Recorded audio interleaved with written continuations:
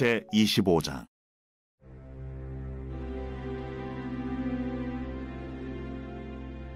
여호와께서 시내산에서 모세에게 말씀하여 이르시되, 이스라엘 자손에게 말하여 이르라. 너희는 내가 너희에게 주는 땅에 들어간 후에 그 땅으로 여호와 앞에 안식하게 하라. 너는 6년 동안 그 밭에 파종하며 6년 동안 그 포도원을 가꾸어 그 소출을 거둘 것이나 7째 해에는 그 땅이 쉬어 안식하게 할지니 여호와께 대한 안식이라. 너는 그 밭에 파종하거나 포도원을 가꾸지 말며 네가 거둔 후에 자라난 것을 거두지 말고 가꾸지 아니한 포도나무가 맺은 열매를 거두지 말라. 이는 땅의 안식년임이니라. 안식년의 소출은 너희가 먹을 것이니 너와 네 남종과 네 여종과 네 품꾼과 너와 함께 거류하는 자들과 네 가축과 네 땅에 있는 들짐승들이 다 그 소출로 먹을 것을 삼을지니라. 너는 7 안식년을 계수할지니 이는 7년이 7번인즉 안식년 7번 동안 곧 49년이라. 7째 달 열흘날은 속죄일이니 너는 뿔나팔 소리를 내되 전국에서 뿔나팔을 크게 불지며 너희는 50년째 해를 거룩하게 하여 그 땅에 있는 모든 주민을 위하여 자유를 공포하라.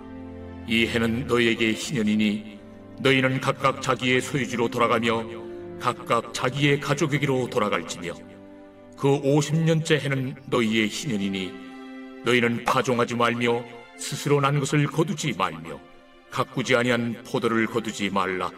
이는 희년이니 너희에게 거룩함이니라. 너희는 밭의 소출을 먹으리라. 이 희년에는 너희가 각기 자기의 소유지로 돌아갈지라. 내 이웃에게 팔든지 내 이웃의 손에서 사거든 너희 각 사람은 그의 형제를 속이지 말라. 그 희년 후에 연수를 따라서 너는 이웃에게서 살 것이요 그도 소출을 얻을 연수를 따라서 내게 팔 것인즉 연수가 많으면 너는 그것의 값을 많이 매기고 연수가 적으면 너는 그것의 값을 적게 매길지니 곧 그가 소출의 다소를 따라서 내게 팔 것이라. 너희 각 사람은 자기 이웃을 속이지 말고 내 하나님을 경외하라. 나는 너희 하나님 여호와이니라. 너희는 내 규례를 행하며 내 법도를 지켜 행하라. 그리하면 너희가 그 땅에 안전하게 거주할 것이라. 땅은 그것의 열매를 내리니 너희가 배불리 먹고 거기 안전하게 거주하리라. 만일 너희가 말하기를 우리가 만일 7째 해에 심지도 못하고 소출을 거두지도 못하면 우리가 무엇을 먹으리요 하겠으나 내가 명령하여 6째 해에 내 복을 너희에게 주어 그 소출이 3년 동안 쓰기에 족하게 하리라. 너희가 8째 해에는 파종하려니와 묵은 소출을 먹을 것이며 9째 해에 그 땅에 소출이 들어오기까지 너희는 묵은 것을 먹으리라. 사랑하는 큰 가족 여러분, 좋은 아침입니다. 6월 12일 매일 말씀 나누겠습니다. 오늘 말씀은 25장 말씀입니다. 그래서 지난번에 말씀드렸듯이 23장부터 25장까지는 그 절기와 특별한 때에 대한 규정들에 대한 관한 말씀입니다. 오늘 본문은 특별한 때에 대한 규정들 중에 안식년과 희년에 대해 하나님께서 모세에게 하신 말씀입니다. 먼저 안식년에 대해 살펴보겠습니다. 안식년에 대해서는 1절부터 7절에 거쳐서 말씀하고 계십니다. 하나님께서는 이스라엘 백성들이 약속의 땅 가나안에 들어간 후에는 땅으로 여호와 앞에 안식하게 하라 라고 말씀하십니다. 6년 동안은 파종도 하고 또 열심히 가꿔서 소출을 거둘 것이지만 7째 해에는 그 땅이 쉬어서 안식하게 하라는 것입니다. 이스라엘 백성들은 7일째 되는 날에 안식하듯이 또 하나님께서 주신 약속의 땅은 7년째 되는 해에 안식하게 하라는 것입니다. 안식년에는 그 땅에 파종하거나 가꾸어서는 안 됩니다. 5절에 보니까 추수한 후에 자라난 것들과 또 가꾸지 아니한 포도나무가 맺은 열매들을 거두지 말라고 말씀하십니다. 즉 6째 해의 그 마지막 추수가 끝나고 7째 해가 됐는데 내가 파종하지도 않고 가꾸지도 않았는데 작물들이 자라나고 또 나무 열매가 맺히게 된 거죠. 그때 이게 웬 떡이냐 하면서 그 소출과 열매를 거두지 말라는 것입니다. 그런데 바로 이어지는 6절부터 7절에서는 안식년의 소출을 이스라엘 백성들은 물론이고 그들의 남종, 여종, 품꾼을 비롯한 모든 자들과 함께 먹으라고 또 말씀하십니다. 심지어 그들의 가축들과 들짐승들까지도 다 그 소출로 먹을 것을 삼으라고 말씀하십니다. 5절에서는 거두지 말라고 말씀하셨는데 또 6절, 7절에서는 모든 자들과 또 짐승들까지도 다 함께 먹으라고 말씀하시니 이걸 어떻게 해석을 해야 될까요? 먹어야 할까요? 먹지 말아야 될까요? 학자들이 연구해 놓은 주석을 보니까 5절에서 거두지 말라고 한 것은 각 개인이 먹기 위해 거두는 것을 말하는 것이 아닙니다. 그 소출과 열매를 팔거나 또 저장해두기 위해서 거두는 것을 말하는 것입니다. 즉 경작 활동에 포함되는 그런 거두는 행위를 하지 말라는 것이었죠. 또 이어지는 8절부터는 희년에 대한 말씀입니다. 하나님께서는 7 안식년을 계수하라고 말씀하십니다. 7 안식년이면 몇 년일까요? 한 번의 안식년이 이제 7년째 돌아오는 거니까 7 곱하기 7은 49년. 49년이 지나고 50년째 해의 그 속죄일, 유대력으로는 7월 10일인데요. 이날에 뿔라파를 전국에서 크게 불라고 말씀하십니다. 뿔라파를 분다는 것은 이제 뭔가 기념이 되는 그런 날을 선포하는 것인데 그것도 그냥 부른 것이 아니라 크게 부르라고 말씀하신 걸 보면 매우 특별한 날임에 틀림없습니다. 이날은 모든 자들에게 자유가 공포되는 희년이 시작되는 날이죠. 희년이 되면 이스라엘 백성들은 각각 자기의 소유지로 돌아가며 또 자기 가족에게 돌아가게 됩니다. 그리고 희년도 안식년과 마찬가지로 땅을 쉬게 해야 합니다. 파종을 해도 안 되고 또 스스로 난 것과 가꾸지 아니한 그 열매를 거두어서도 안 되는 것입니다. 그리고 13절부터 17절에서는 희년과 관련된 그 땅의 임대에 대해 관해서 말씀하고 계십니다. 앞에서도 언급했듯이 희년이 되면 각 사람은 자기의 소유지로 돌아갑니다. 원래 자기가 가지고 있었던 땅으로 돌아가는 것이죠. 그리고 각자의 땅으로 돌아간 후에 또 자신의 땅을 또 팔거나 다른 사람의 땅을 살 때 속이지 말라라고 말씀하십니다. 어떤 사실을 숨기거나 또 어떤 사실을 부풀려 가지고 말하지 말라는 것입니다. 그리고 땅의 값을 매길 때는 희년 후에 남은 연수에 따라서 매겨져야 합니다. 그러니까 다음 희년까지 연수가 많이 남아있으면 값을 많이 매기고 연수가 적게 남아있으면 적게 매기라는 것입니다. 땅을 사고 파는데 왜 희년까지 남은 연수가 그 가격에 영향을 미치게 되는 것일까요? 그것은 이스라엘에서는 땅을 팔아 넘길 수가 없기 때문입니다. 즉, 그 땅의 소유권을 팔아 넘길 수 없다는 것입니다. 왜냐하면 땅을 판 다음에 그 다음에 희년이 되게 되면 원래 그 소유자가 다시 그 땅으로 돌아오기 때문입니다. 그렇기 때문에 이스라엘에서 땅을 사고 파는 것은 그 땅 자체를 사고 파는 것이 아니라 그 땅을 임대하는 것과 같습니다. 물론 임대의 기간은 그 다음 희년까지가 되는 것이겠죠. 그렇기 때문에 다음 희년까지 남은 연수가 매매 가격에 영향을 미치게 되는 것입니다. 18절에서 또 하나님께서는 이스라엘 백성들을 향해서 내 규례를 행하며 내 법도를 지켜 행하면 그 땅에 안전하게 거주할 것이다 라고 말씀하십니다. 오늘 본문에서는 어떤 규례를 말씀하셨습니까? 안식년과 희년, 이것을 말씀하셨는데요.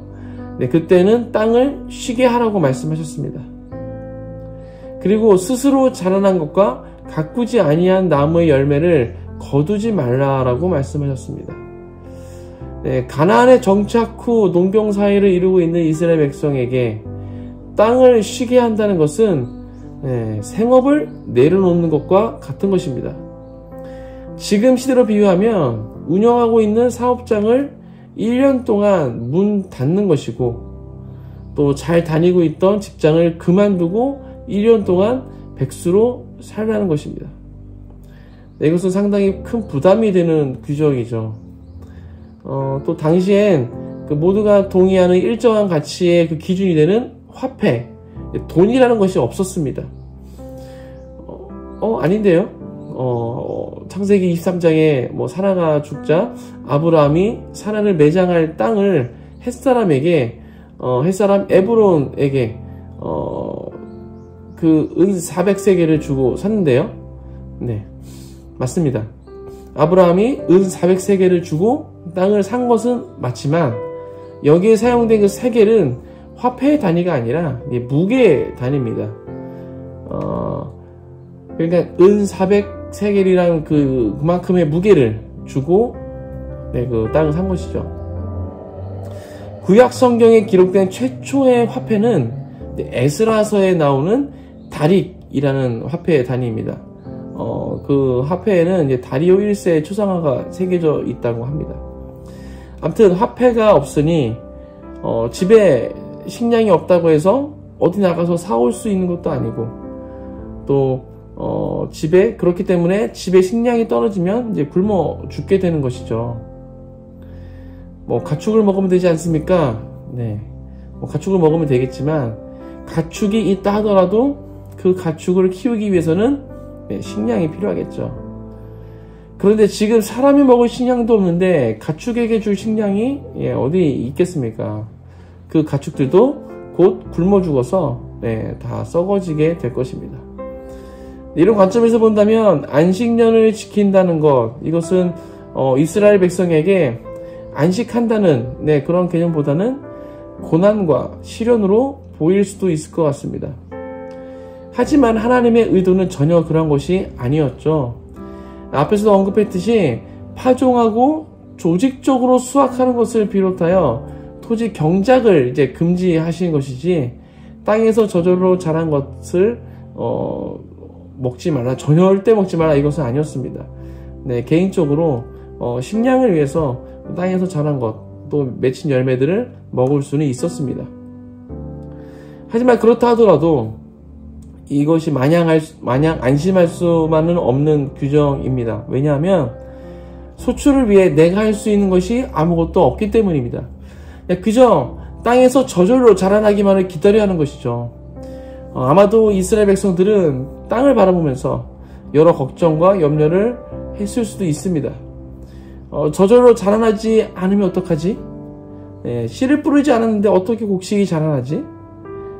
가지도 쳐주고 벌레도 잡아줘야 열매가 잘 열릴 텐데, 그냥 놔두면 열매가 잘 자라지 못하고 벌레 먹게 될 텐데, 또 비가 안 오면 어떻게 하지? 이제 물을 길러줘야 될 텐데, 그런 것들이 금지되어 있으니 정말 걱정과 염려가 끝없이 계속될 것입니다.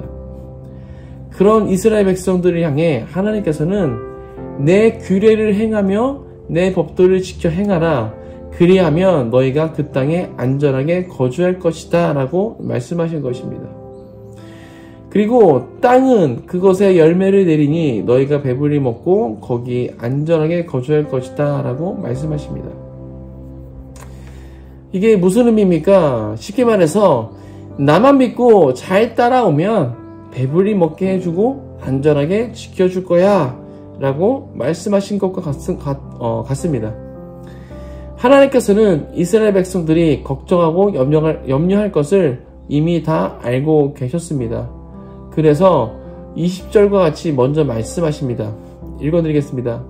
만일 너희가 말하기를 우리가 만일 7째 해에 심히 먹지도 못하고 또 소출을 거두지도 못하면 우리가 무엇을 먹으리요 하겠으나, 이 구절을 읽으면서 과거의 저의 모습들이 스쳐 지나갔습니다.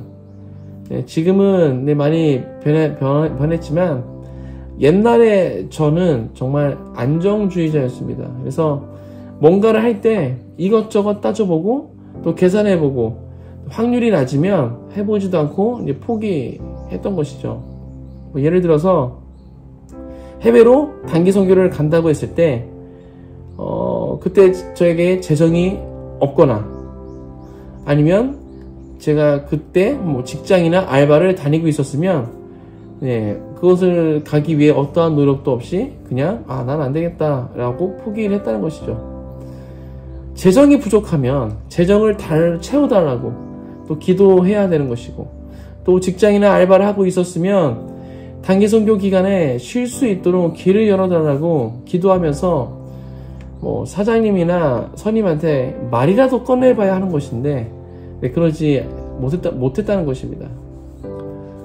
만약 제가 이스라엘 백성이었다면 아마도 20절 말씀처럼 하나님께 투덜댔을 것 같습니다.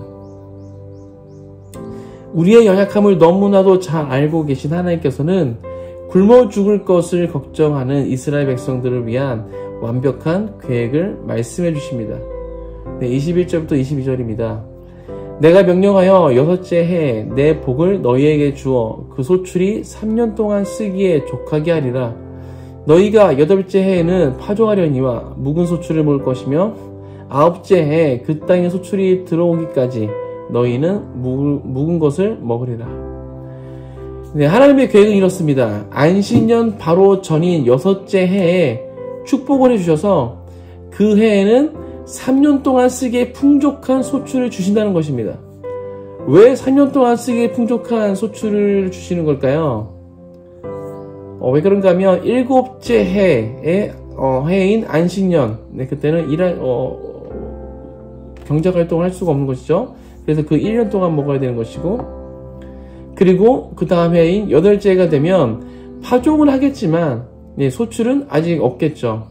그렇기 때문에 8째 해인 1년, 그리고 9째 해가 됐다 하더라도 바로 수확하는 것이 아니기 때문에 수확할 때까지의 1년, 그래서 3년 동안 쓰기에 풍족한 소출을 하나님께서 미리 주시는 것입니다. 우리 하나님 정말 섬세하신 분이십니다. 이런 것까지도 다 계산하시고 또 규례를 듣고 걱정하고 염려하지 말라고 또 미리 말씀해 주시고, 정말 너무나도 선하시고 실수가 없으신 신실하신 하나님이십니다. 말씀을 정리합니다. 안식년과 희년, 얼핏 보기에는 내 모든 것을 다 내려놓고 그저 지켜보기만 해야 하는 상황. 연약한 인간으로서는 걱정과 염려가 앞서는 상황이지만 하나님께서는 그러한 우리의 연약함을 이미 다 아시고 완벽한 계획을 준비하셨습니다. 신앙생활 하다 보면 하나님께서 우리에게 뭔가를 요구하실 때가 있습니다. 그런데 때로는 그 요구가 굉장히 부담이 되고 또 걱정되고 염려되는 것이기도 합니다. 혹시 하나님께서 여러분에게 그러한 말씀을 하셨을 때 나의 생각과 감정으로 반응하지 마시고 성령의 인도하심을 받아 믿음으로 반응하시길 주님의 이름으로 축복합니다.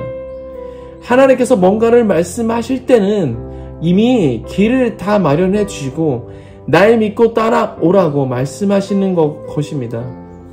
하나님께서 아브라함에게 이삭을 바치라고 말씀하신과 동시에 순양을 이미 준비해 두신 것이죠. 하나님은 선하십니다.